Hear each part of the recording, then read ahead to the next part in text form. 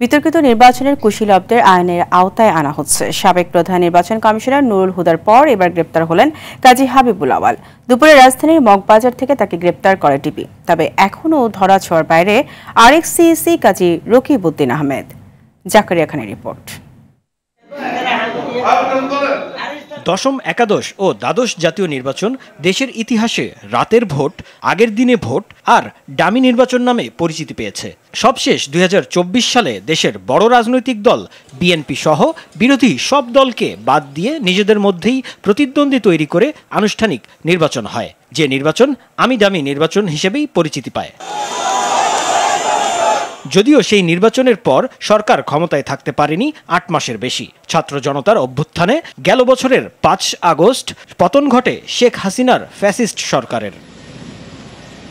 বিতর্কিত এসব নির্বাচন ঘিরে নানা অভিযোগ থাকলেও এতদিন কোনো ব্যবস্থা নেয়নি সংশ্লিষ্টরা। ২২ জুন শেরেবাংলা নগর থানায় বিএনপি মামলা করলে সাবেক প্রধান নির্বাচন কমিশনার হাবিবুল আওয়ালকে গ্রেপ্তার করে পুলিশের গোয়েন্দা বিভাগ। ডিএমপির যুগ্ম পুলিশ কমিশনার মোহাম্মদ নাসিরুল ইসলাম জানান, মামলার বাকি আসামিদের গ্রেপ্তারের চেষ্টা চলছে। বিএনপি সহ অন্যান্য দলের নির্বাচনে অংশগ্রহণ না করা এবং সেক্ষেত্রে সুষ্ঠু পরিবেশ নিশ্চিত করতে না পারায় তার বিরুদ্ধে মামলা হয়। যে মামলার সে ২০ নম্বর আসামি।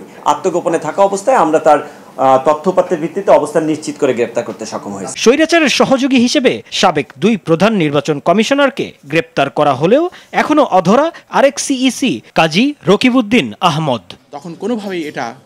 জাকারিয়া খান, RTV, ঢাকা।